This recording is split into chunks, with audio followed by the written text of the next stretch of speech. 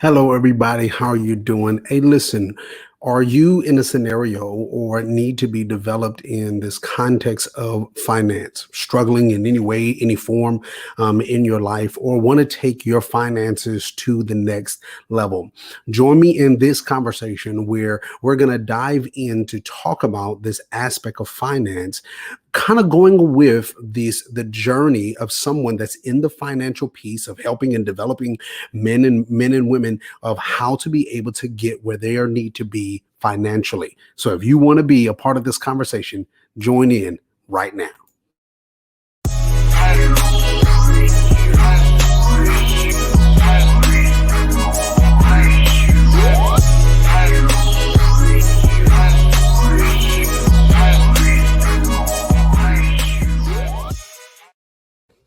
Hello, everybody, and welcome to the Focus on Greatness podcast. My name is Hiram, and on this platform, we are highlighting the ways that men can be able to experience greatness within their everyday lives. And today we're going to dive into another form of conversation that will help us to be able to guide and get to that place in our lives where we experience greatness financially. So today I brought on a special guest of mine that I believe is going to help give us the insight, give us those highlighted moments that will help us to experience those things called greatness in our financial realm. So do me a favor and welcome the one, I call him the one and only, my big brother, Dr. Nate Dunlap. How you doing, sir? I am well. How are you? Can you I'm hear doing me? great, sir. I can hear you fine and well. Yes, sir. So excited to have you on. Excited to have you to be a part of this conversation.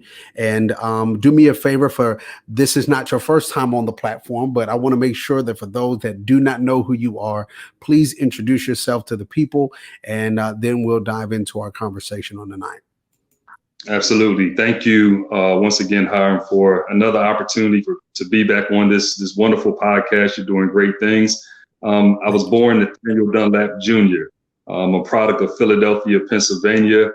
Have been around this whole thing of what we call possessions, resources, and finances, or PRF, going on 13 years now. And we came into the this space of dealing with finances because of pain and issues that we've seen in the church. And so, listen, there's a lot. I got a couple of degrees. It's kind of hard every time somebody asks you to introduce yourself. But, God has blessed me to have obtained a couple of degrees. One is in theories and practices of conflict transformation, which really kind of sets the stage for why I do the work in the ministry in which I'm doing these days. Mm-hmm. Yes, sir.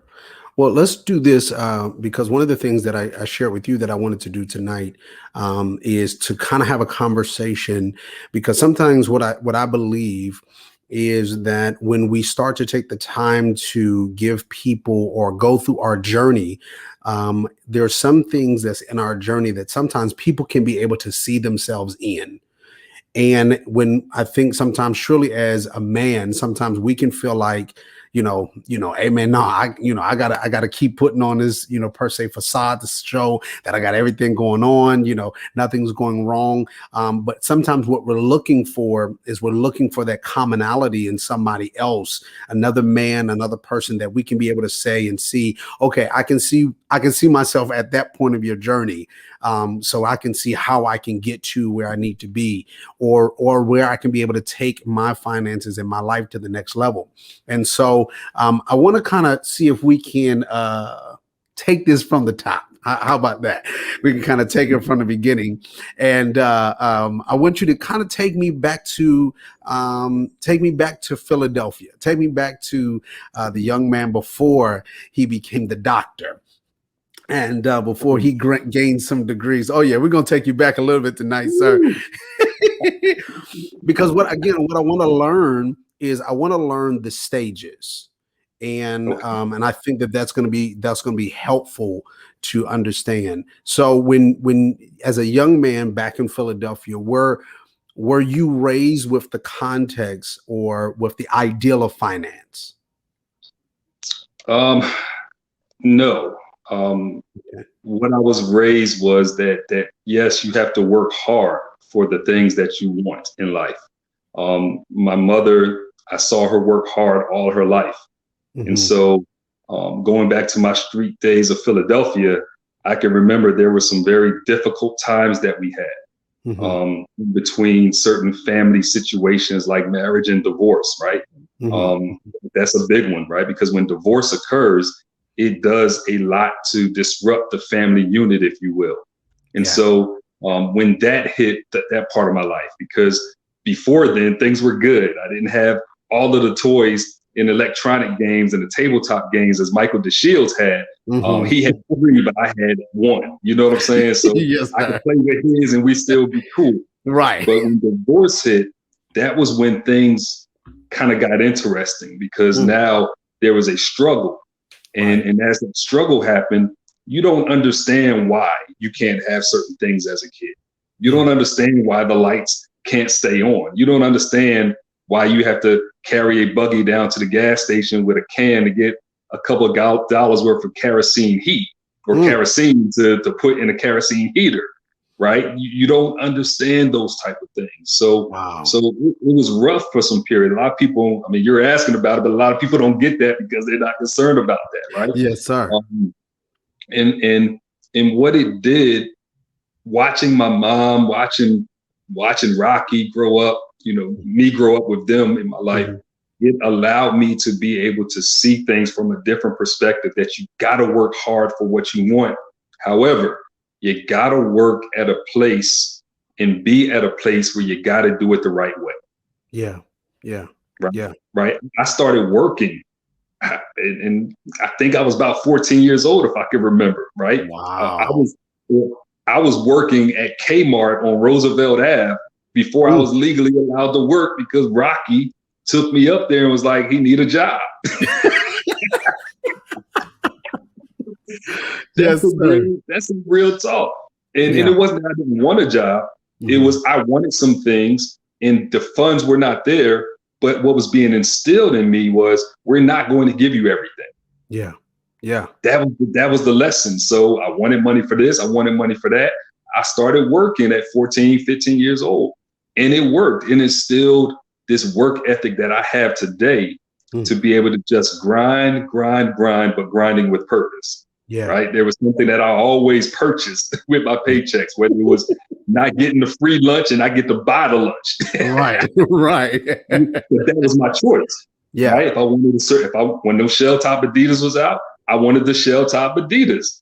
So I had to pay for them because that was not what they were going to buy. You know what I'm saying? So, um, and then as I started getting into the high school years even more, I started to realize that uh, life would be a little bit difficult in Philadelphia if I stayed. I was a good kid for the most part, never got in any law enforcement trouble. And I knew because of what was around me, because of the poverty, because of the crack, I knew for a fact that I had to leave Philadelphia if I wanted more than what I saw. Because the reality is the things that we see frame and they shape how we approach life. And I Mm. promise you, if it wasn't for the military, the reality is I don't know what I would be doing right now. I Right. probably would not be Dr. Dunlap, right? I Mm. probably wouldn't be the father that I am right now. I probably wouldn't have the understanding of diversity and culture if I didn't leave Philadelphia. Not saying that everybody has to leave, but I had to do it. I probably wouldn't have the wealth that I have right now if I had stayed in Philadelphia because I didn't have the the male factors around me other than a couple, but nobody was doing it the right way. Right. I'm Right. talking about, right. So when I say nobody was doing it right, I'm not talking about Rocky. I'm not talking about my dad. I'm talking the cats that was around me that wasn't living in my household. They weren't doing it the right way. So I Right. had to get into a place, and I know it was God's divine providence now, but I had to get into a place that was going to afford me those opportunities. And I'm thankful and grateful that I was able to make those type of choices and decisions. Well, this is just listening to that portion of your story. I can see how it has been able to make the changes within your life, and kind of set you up to where we are at this point. Set you up at this where we are at this level in this place, where now we can be able to, now you're helping other people that was in the same situations, or dealing with the struggles or whatever they were dealing with. You're able to now help them because of where you were. And so we're going to dive deep in that, because I want people to kind of understand, even when we get into that part of it, understand the string, or the lining that taps into your heart when you see people struggling. Surely, in some sense, when you would think that they either shouldn't be struggling financially, where they should be in a different posture and a position financially, or is just the fact of they just don't know yet. You know what I'm saying? They have Sorry not about been that. able to, you're good. They have not been able to, they just don't know the information or whatever they need to be able to get out from where they were, or where they are in that specific area. Now, this is one of the things I wanted to ask. Now, when seeing what you saw, as being raised the way you were raised, and the struggles that you went through and that you've seen even as a young child, being being forced to work in some sense at the age of 14, all of those put you, I would say, in a certain posture. It puts you in a certain posture. The other day, and this is no form of shade or anything for people that work at like fast food restaurants or things of that nature. I'm just really just sharing this storyline because I think Right. it goes. The other day, about a couple of weeks ago, matter of fact, me and my boys, we were going to McDonald's. We pull up in the drive-through like we normally do. Pull up in the drive-through. We order our food and all of that. And so when we get to the window, you go to the first window, you pay. Then you get to your second window is when you pick up your food. But when we get to the second window, they have a sign on the window, Mm-hmm. and on the window it says, "We're hiring." It puts on there how much they're actually paying you per hour. They have the person that will be basically cleaning up the plate. They have their price per hour, and they have the other person's price per hour. Mm. And I think it was like $12, $10, $12 an hour. And so my oldest son, Jawan, he looks at it and he says, "Dad, they're only going to make $12 an hour. Nobody can live off of that." Wow. And again, I'm looking at a 9-year-old boy that knows nothing about that knows nothing about the how much bills are, know nothing about rent in his mind, just looking at this paper of the $12 an hour. Mm. He recognized at that moment, I can't live off of that. Mm. So in my mind, these type of conversations, even like what you're sharing, it shaped something that now is going to change the way that he looked at life, the way that he looks at working, the way he looks at finance from this moment on. So it gave me an opportunity. Now let's talk about money. Let me break this thing down. Let's take and I took how many hours they are in school, and I multiplied it by how much that person would make. And then I showed him how much you would have on a monthly. And Okay. then I said, that's not all you're gonna make, actually, because then the government got to get their money. So how Right. much you actually getting is going to be less than that. Let's just estimate about almost $150, $200 less than what you just worked for. He's like, "Oh, nobody can live off that." Gosh. And so thinking about even your storyline, you were set in a place in your life where you understood, okay, the only way this is going to work is I have to work. Mm-hmm. Mm-hmm. Now, this is at the age of 14, understanding the only way I'm going to not have where I can't have it, I can't have the water, or I can't have the lights. Like, the only way I'm not going to have is I have to work. So Mm-hmm. work equals not being here. And then what I do with what I get helps me not to stay here. We breaking it down simple. We're just trying to work this out, big bro. Now, this is a 14-year-old. We're talking to the 14-year-old Nate Dunlap. We're just talking to the 14-year-old Nate Dunlap that realized when he was pushed to go to work at 14 that this was going to help me not be there anymore. Mm-hmm. So now, moving from a 14-year-old that now understands not only is this going to help me not be here, but because now I'm looking and I'm seeing life different, I know me staying here is not going to help me get there either. Mm-hmm. So, so your way of opportunity was the military. Yes. Okay, so talk to me about that transition. So, you know, it's funny because I had the ability to go to college. Mm. I had the ability to go to college, right? Not like scholarships, but I was a good enough student that I made good enough grades. I was crushing it until I started smelling myself between sophomore and junior year, and but I still bringing seeds to the house. That was not something that Marianne was having. So at all. I did almost enough, right? But I got involved in Air Force Junior ROTC. I went to Lincoln High School in Northeast Philly. And the reason I got into ROTC was because I had like a D in biology in like the first 3 weeks. Like everybody was failing except for like 3 people. It was like, this is not for me. Mama gonna kill me. So I shifted, right? The title of your podcast is called Focus on Greatness. And a lot of times, in order to get to your place of greatness, you have to recognize certain things that's going to be barriers for you. So it wasn't that I wasn't a smart kid. It was, this is not my niche. Wow. Biology, physics, chemistry, that wasn't my deal, right? But I got into this ROTC and I realized telling people what to do, following orders, structure was the thing that I needed. And so as I got in there, I excelled quickly into that.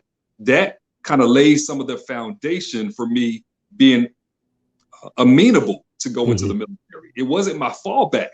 It was a realization that I don't really want to do this college thing, right? So I signed up to go in the military. My mom and Rocky, they signed me up. I mean, they allowed me to sign. They had to sign on the dotted line when I was 17, January. So I already knew when I graduated high school that I was leaving. When I left, I realized that now I'm on my own. That nobody gets to quote unquote tell me what to do except for these cats in this green big old hats, right? But I'm still on my own. And I had to grow up quick because as soon as I went into the military, I entered the military in September 1990. By January, I was across the waters in Saudi Arabia for like almost a year. Wow. I had to learn to grow up quick. And it's amazing. It's kind of like, it's amazing because not that I only have to grow up quick because I had to be concerned about my life. I was thinking at those moments, some of those tough times, I could have stayed at the crib for all of this.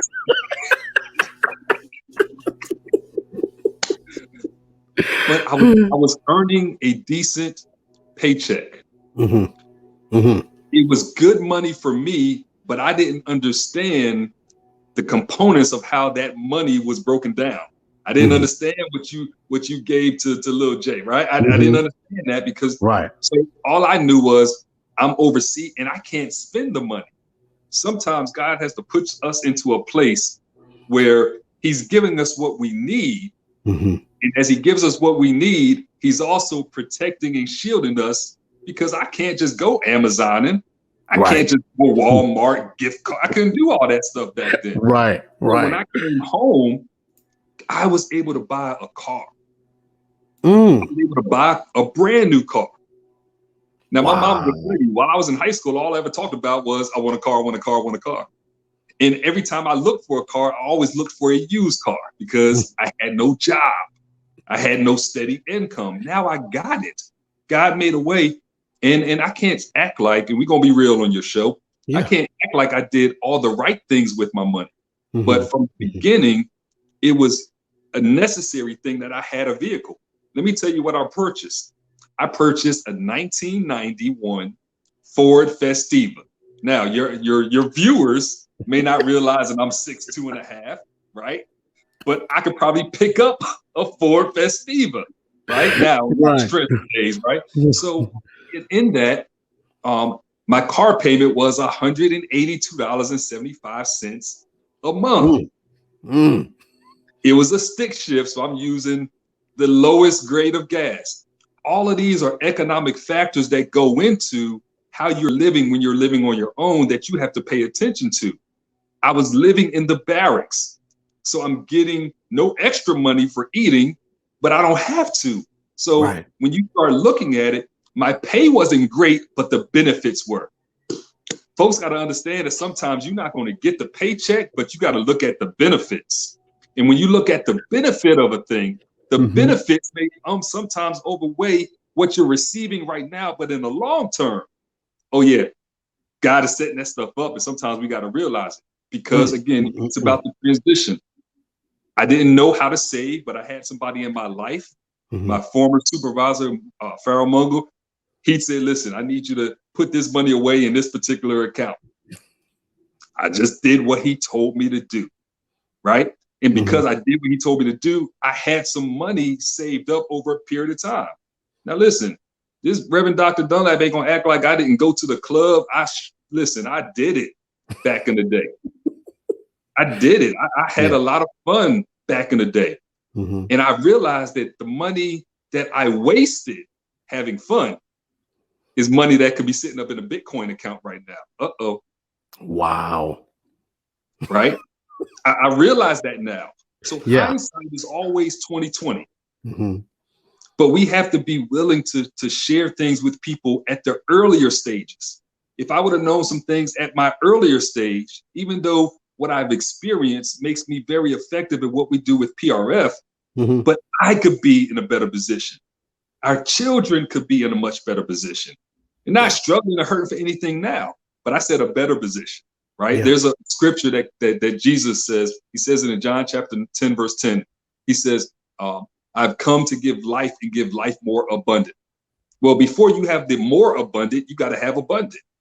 And so I realized that, yes, I was living good, but I wasn't living in the more abundance.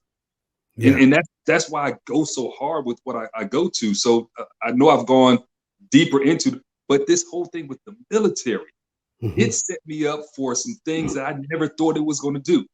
Because even though I didn't want to go to college, because we didn't have the money, because my parents didn't put away for college, because they couldn't afford to put away money for college, because they weren't knowledgeable about the college 529 plans if they were around back then. Because those things didn't happen, it became on me. So guess what? I started going to college while I was in the military because they said the only way you're going to get promoted to a sergeant is if you have college, because your point structure has 100 points that's needed for college. So here I am not wanting to go to college. And now nobody told me I had to go to college. It was, if you want to get promoted, if you want your pay to increase, then you're going to need to go to college. It's as simple as that. So listen, I crushed it. While I had all of my fun, did things that my mama's listening to this show, but did things that my mama would never know about. Right. I still got my college education. I'm not advocating for anything of sin. I'm just saying I had to have that instilled in me, and nobody put it in me. There was something that I wanted to get ahead. I wanted something better than where I was, and I knew I had to do certain things in order to get it. Can I tell you why that military thing really set me up? I am blessed to have 4 college degrees. I got my first degree at Virginia State University. I got it in 4 years at a time when we weren't doing online. I found every way to get college credits in every classroom I could be in 4 years. Unheard of. That's not what happens back in the early 90s.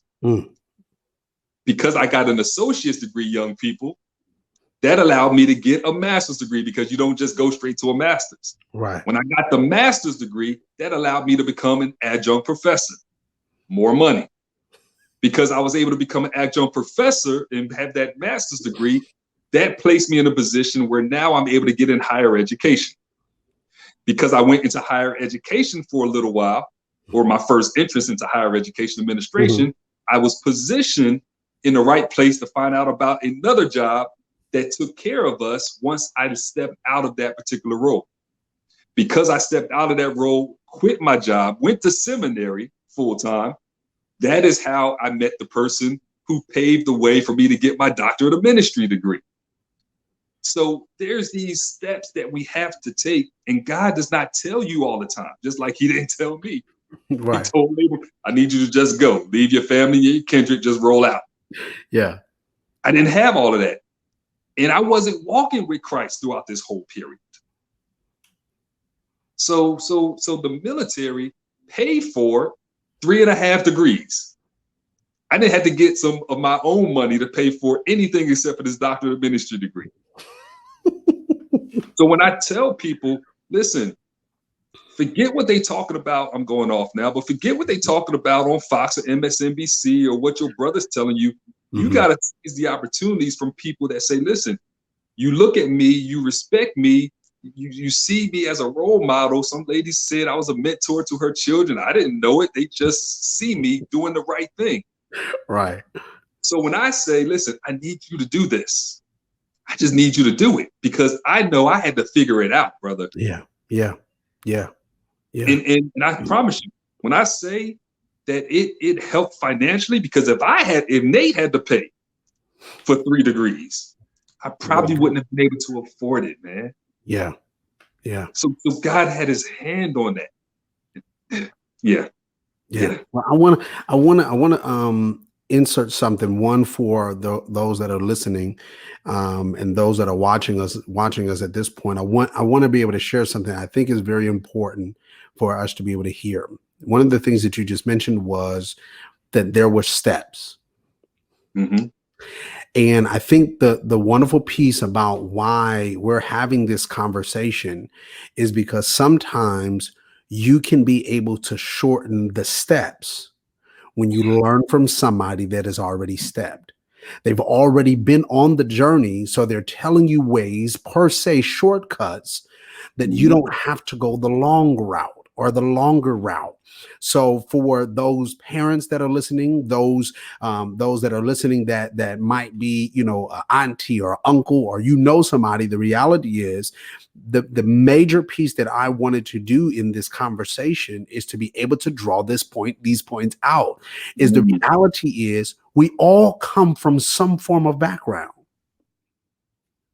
Either you are in, you have been blessed to be able to in a family that had wealth and you were able to start off a certain type of way, or you were in a situation in a family where you didn't start off, having everything laid out before you, but you had to work for it. No matter what, both moments still have opportunities that you have to take advantage of.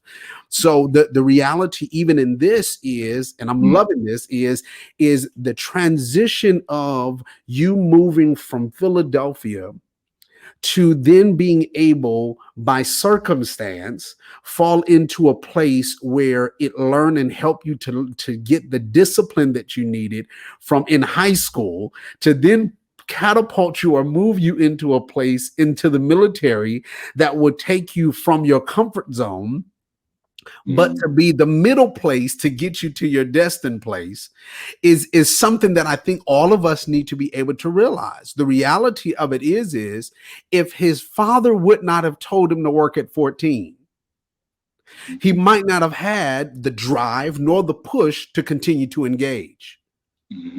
He might not have had the moment of saying, I can't stay like this. Because let's just be honest, there's a lot of people that's still in Philadelphia. Can I share something with you, brother? Yes, sir. Please do. A brother that I grew up with, we were best friends, all through high school, even to my military days. This cat had it all. Now his father had passed away when he was a child. And so he got a check for, Social Security. And so he had nice things because he had that income that was coming in and it went really to him. but he also was our pitcher in high school. He also was our point guard in high school. He also was our quarterback. He had a lot of opportunities to leave Philadelphia. He had opportunities to go on the West Coast and play ball. He had his choice of what type of ball he could have played. But he didn't want to leave home. I got to say this. He didn't want to leave home. And so since he didn't want to leave home, he didn't have a bad life, right? He didn't have a bad life. It was just different. Yeah. And so when I looked at all of the things that I've been able to accomplish and all the places that I've been able to go, I think about all of the places that I could have been going to sit there and watch him play a game in a pro somewhere, right? That's my man. Right. Yeah. Like, man, you robbed me of that opportunity.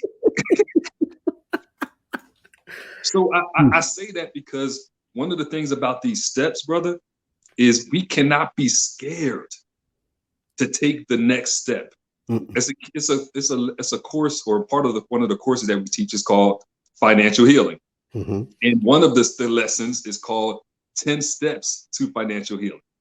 And listen, I'll share it. The reality is there's a biblical character that we use, right? A story, biblical story. And there was an individual who had to leave one place because what he needed was somewhere else. The truth of the matter is it wasn't his mama and his daddy. It was some other person that said, hey, your healing is over there. Your healing is in Coppers Cove, Texas. I know that you in Philly, but your healing is over there. Yeah.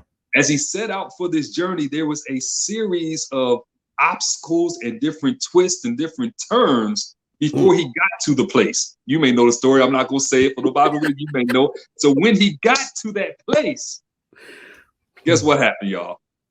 The person who he encounters was not the person who had his healing wrapped up in him. And he gets upset. Right. Because it wasn't within. That was another opportunity for him to just go back. But the beauty of that was he had some people around him. There was some people with him along the way on the journey. It was like, listen, as powerful of a man as you are, you tripping about this? Right. I done seen you do more in battle. Yeah. Because a lot of stuff is in our minds. I had this conversation with somebody earlier. This stuff is in our minds a lot of times. It's the stuff that's painted. It's the stuff nowadays that's on social media. So if we listen to the wrong voice, then we can't get to the destination because it will cause us, and it has caused some of us to say, you know what, that's not where I can be. I can't live outside of my own city. I got to stay here. Nobody needs you there. Right. Bruh. Go ahead and take the opportunity. And again, he didn't have a bad life, right? He had really great jobs, but I know that there was more there. So I don't want anybody to miss that part of don't let others be the ones that prevent you from taking the next step. Secondly, don't let your own thinking. It ain't the devil. It's your own thinking, because before something gets into your heart, it gets through your mind, it gets through your eyesight, it gets through the things that you see and you hear. So, I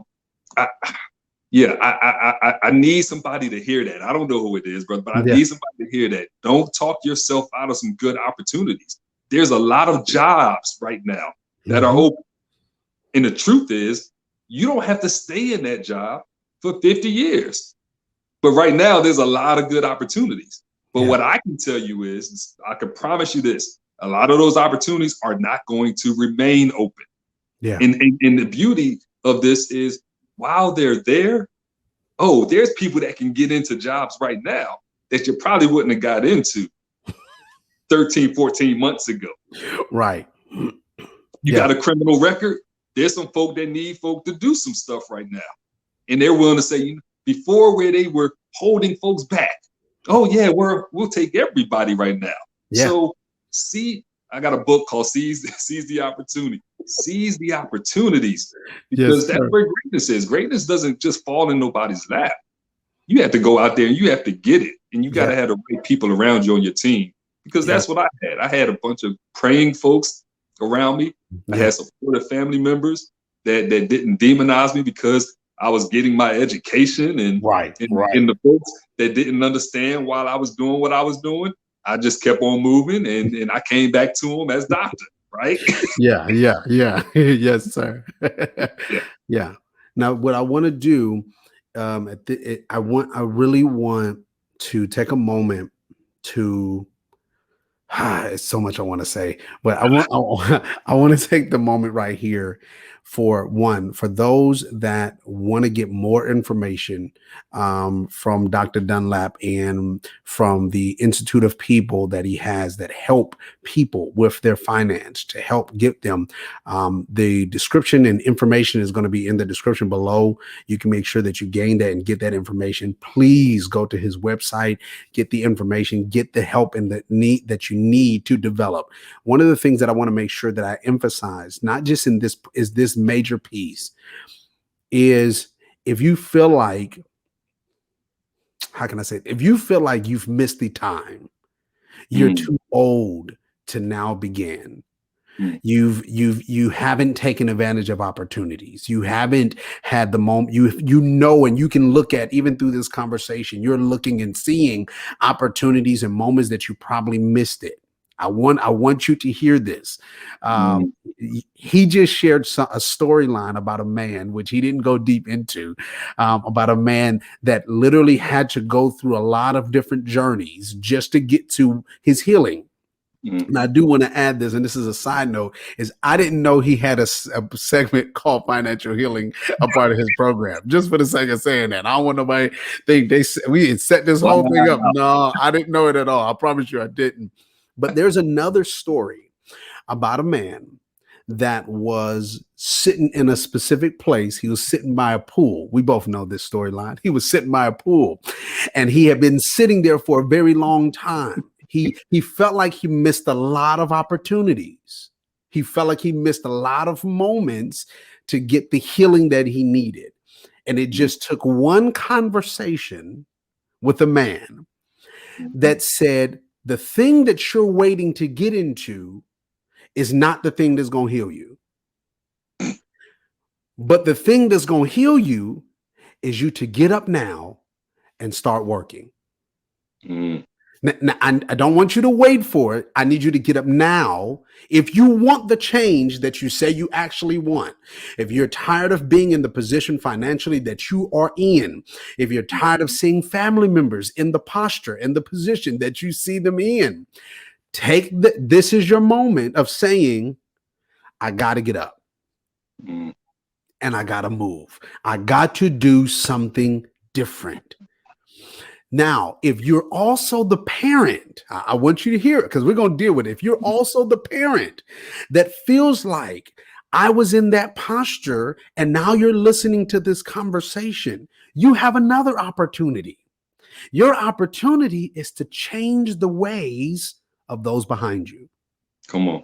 This is the moment where we shift atmospheres. Now, we're talking about greatness.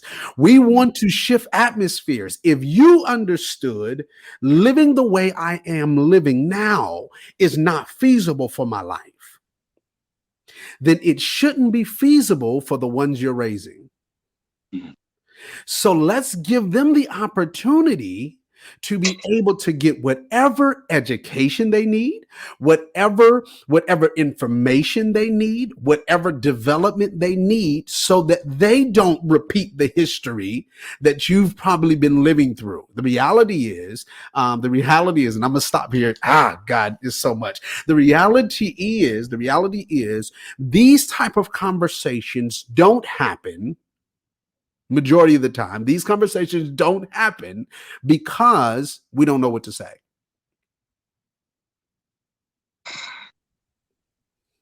We don't know what to tell you. We don't know how to tell you how to heal it. And we're telling you today on this conversation, the way you heal it is get up and do something. I'm just, it's a simple, it's not complex. I ain't asking you to get a 10-point bulletin and create. No, no, no, no, no. Just do something different. Do something. For example, this is simple. And then I'm gonna let you say something, but this is simple. One of the things that me and my wife did, we started this probably a couple years back because we had gotten tired of seeing that we wasn't able to save money like we knew we could. Let's just be honest. We Mm-hmm. also started to really look at our spending Mm-hmm. of how much money, not to your bills, no, how much money we blowing on fast food restaurants, on your snack fund, like just all this extra stuff. We just really started realizing it. So this is what we did. Something simple.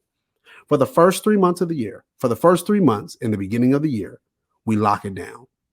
Mm. No fast food, no extra spending. Only thing we're doing is taking care of the house and if an emergency come up. But other than that, we got everything we need Mm-hmm. to take care of our day to day. And we're going to do that for the first 3 months. And then what we're going to do is that money that we normally was blowing, Mm-hmm. we're going to take that money and save it. It ain't complex because the reality is you blowing it anyway. So that means if you're blowing the money, you got it. Again, this is simple. This is simple, big bro. This is simple. So if you got it, that means you can save it.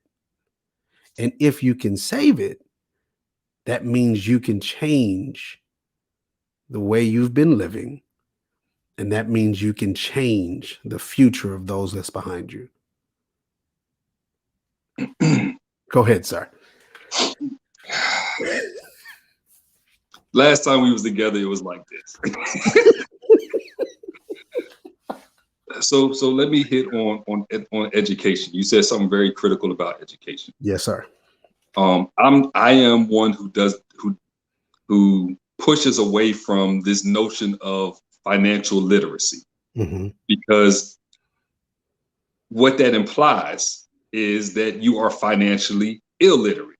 Mm-hmm. And what I found is that most people are not financially illiterate, Mm-hmm. right? Most people know how to count. Most people know if they got more coming.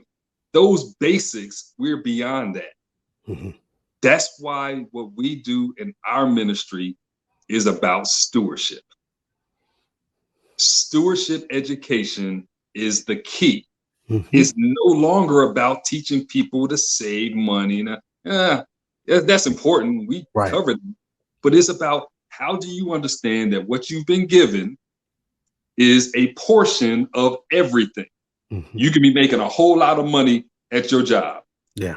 You're not the only person that has the same type of job that you have, and others make more than you. Some make less than you. You have a nice house. I have a nice. We don't have the biggest houses in the country, in the state, in the world. So we have to show people that you get a portion. That's why we focus on stewardship more than we do finances. It's in there though. Yeah. But how you are a steward. And so what we have not done throughout the church doesn't even teach biblical stewardship. Right. Let me back that up, Nate. Come on. Many churches do not teach on biblical stewardship. Yes, sir. Right? Mm-hmm. And I know this because of all of the biblical stewardship teaching that I've done, and people are not literate to that. So if you understand stewardship and how everything flows out of stewardship, when we teach people on credit and debt, we're teaching them stewardship principles. When I teach about planning and savings, we're teaching about stewardship principles. When we teach about legacy and inheritance, we're teaching about stewardship principles. Mm-hmm. So for us, church folk, pastors, elders, bishops, apostles, whatever your title is, if you cannot get it through your heads that what people need is stewardship education, and not so that they are a benefit to your church, but so they're a benefit to the kingdom, then all of the helping you to understand about your investments and helping you to understand about stock, all that's for naught, because that's not going to last. We have to teach people. That's why we do what we do. We have to teach people those things that are going to help them in every area of their life. Now, let me say something about families. I'm reading a book right now called The Rise and Fall of Black Wall Street, The 7 Key Empowerment Principles, Robin Walker. I've read a book on Black Wall Street before. I've seen, if you will, some documentaries, but there are some very profound principles that's there. And I looked at how over the past week and leading up to it, there was a lot of conversation about Black Wall Street. But you know what I don't see? I don't see people walking the principles out that allowed a Black Wall Street to be there. Listen, you can take the principles and we can take the principles and we can do great and mighty things in the kingdom. We can take the principles and we can do, I'm Black. So for those who are listening, those who can't see, I'm a brother, I'm Black. So we can do things in the Black community that couldn't be done necessarily in West Oak Lane, Philly, where I grew up. We have the resources at our disposal, but the question is, are you going to utilize the resources? Or are you going to try to build your own kingdom? Yeah. Oh, but hold on. If you already built your kingdom, one of the hardest things to do is to tear down your own kingdom. Nobody wants to tear down their own kingdom. You've been building this stuff up as your own kingdom for the last 13 years, Dunlap. And now here come by somebody giving you the principles and you know it's of God, but now you got to break it down. But hold on. Now that's going to affect your personal household. Yeah, I'm sorry. Because you should not have had it in the first place. It's a stewardship principle. I teach, one of the principles we teach in stewardship is you can't manage what God didn't give you. That's one of the 5 principles we teach in stewardship. You can't manage what God didn't give you. Why do we say that? Because people can get things all day long, but that doesn't mean that God gave it to them. If God gives it to you, then that means that God is also giving you the ability to be able to manage it. When God gave what he gave to Adam, he didn't give him the garden east of Eden and he could not hold it. Adam didn't get thrown out of the garden because he ain't know how to manage the doggone garden. It was a whole different story if you go back in the book of Genesis.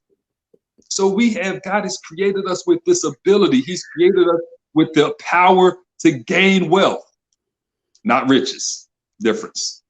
But he's given us the power to gain wealth. Now watch this. I'm gonna be quiet after this. The Bible says, Proverbs chapter 13, verse 22. Some of us may have heard a good man leaves an inheritance for his children's children. I'm getting to the family piece now. I speak a lot about legacy and inheritance. That is super big for me. Yes, sir. Here's the reality.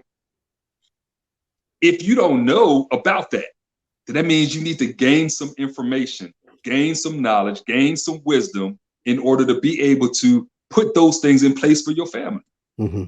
Now, watch this. Most people don't know what the rest of the verse says, and I'm not going to call nobody out. But the rest of the verse says this. And the wealth of the wicked is stored up for the righteous. That's the rest of the verse. So if the wealth of the wicked is stored up for the righteous, same verse, then it just seems like it's necessary, and it seems like just even the right thing to do. Even if you ain't got the whole revelation of this thing. That if the wealth of the wicked is stored up for the righteous and the good man leaves an inheritance for his children's children, then in order to leave an inheritance for his children's children, you have to have something to be able to leave.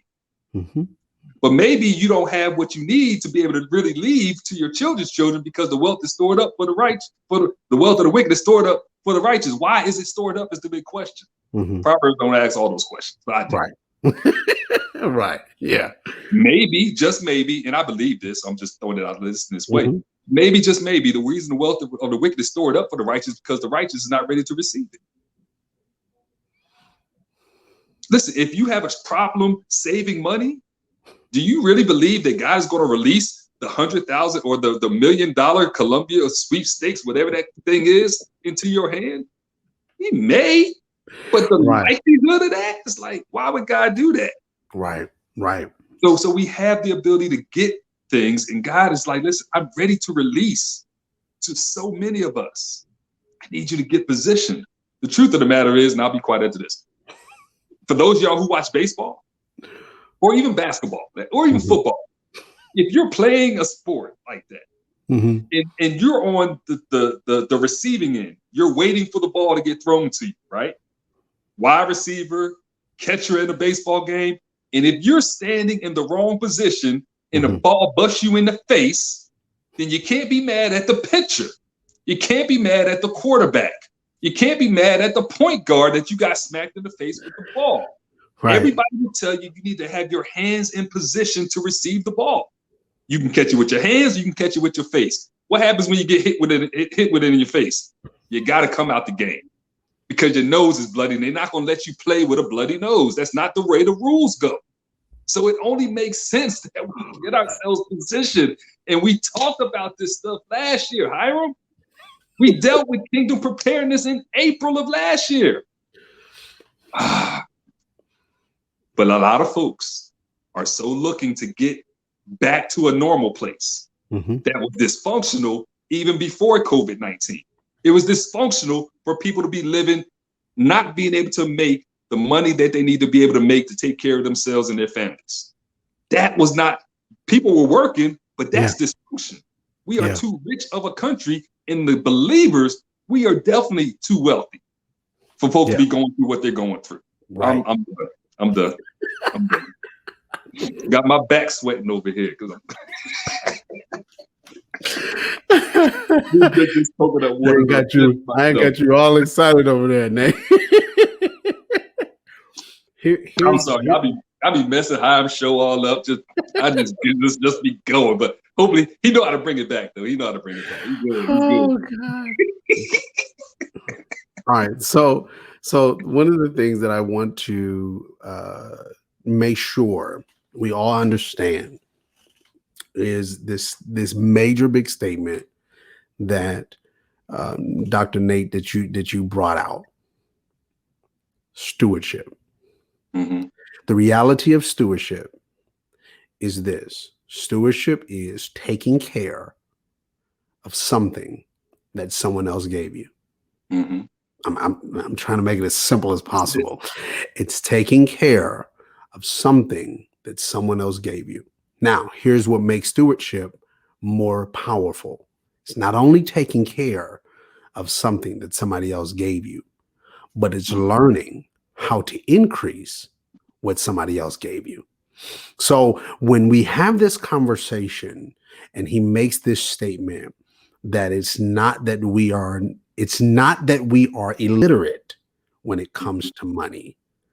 We just don't know how to steward well. The reality of what this says is we don't know how to take care of something that somebody else has given us, and we don't know how to increase what someone else has given us. There is a portion in the Bible.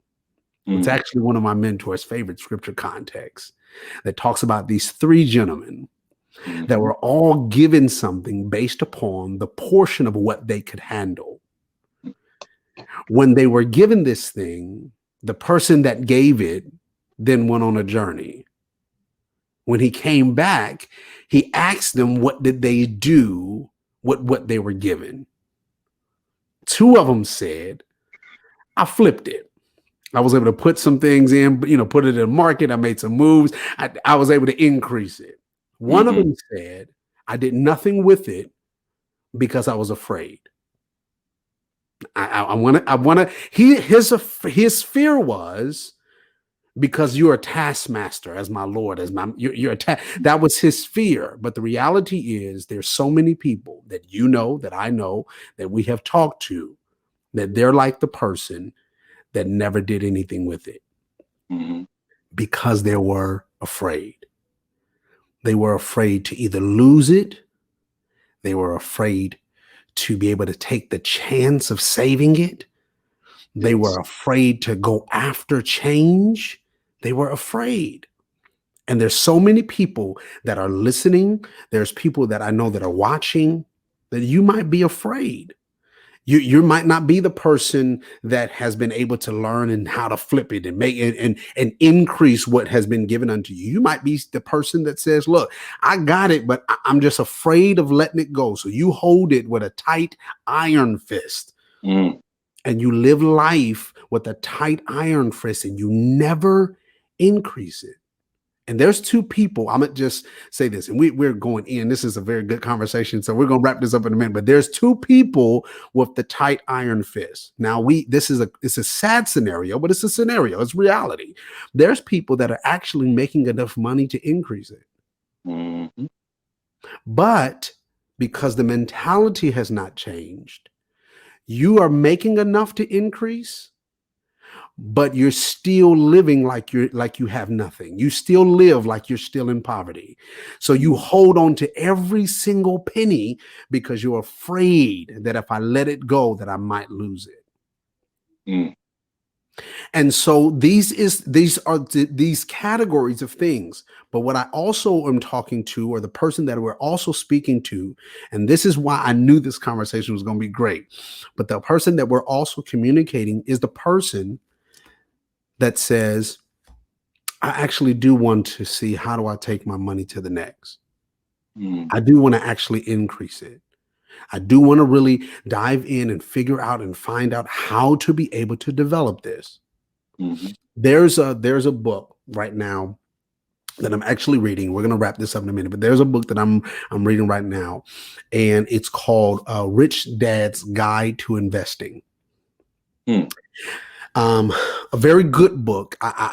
For anyone that is going into the context of wanting to learn about investing, I would recommend this book. And the reason why I'm saying this is because I know nothing about investment, but this book gets you to be in the place, into the posture and the mindset of where you will be ready to invest. Okay, Mm. hear what I'm saying. It gets you ready to invest. One of the things that it says is these three statements. These three words, and I'm gonna wrap this up. I promise you, Nate, I am. But these Good. three words, it says this is you have to be these three things before we talk about investing. These three things: education, Mm. experience, and excess cash. Mm. Before we dive into investing, he says these three things. I'm saying it again for a reason: education, experience, and excess cash. Okay, these are three things that you need to be prepared. Hear this word: to be prepared to invest. You need education, you need experience, and you need excess cash. So let me ask for those that are listening and those that are watching: do you have education on how to steward your money well? Mm. Now, for those that might be listening and you say, you know what, I don't know anything about the Bible. Guess what? There are places that teach you how to steward your money. One of the places is a gentleman that I actually have on right now. And we can give education. Hear what I'm saying? Education, experience. Experience is continually walking in this context of taking the chance of being able to learn what I need to develop my money. Doesn't mean let me throw it in the stock market because I feel excited. No, nor is it because this is the hottest thing to do. Please don't do that to yourself because you'll hurt yourself. It's Mm. taking the chance of moving it from out of your iron fist to actually placing it in something that might gain interest. That's good. Mm. I'm trying to make it as simple as possible. And then excess cash. If you can get to a level of excess cash, that means, simply put, that means, and you know this just like I do, that means you have at least 6 months to a year worth of savings that could help take care of your household if anything happens. And you have enough excess cash from that point on that per se, I can take a chance. Mm. And it doesn't hurt my house. It doesn't hurt what we're doing. It doesn't hurt any of these things. Now, why am I saying these things? Because we're talking to a broad form of audience. Mm-hmm. And we hit the body. So I want to hit the body, and then I'm gonna hit the rest of the congregation, as we'll say it that way. We hit the body, so I hit everybody else. The reality is, here's the major struggle. The major struggle is in the body, I see cars, I see homes, I see flashing lights,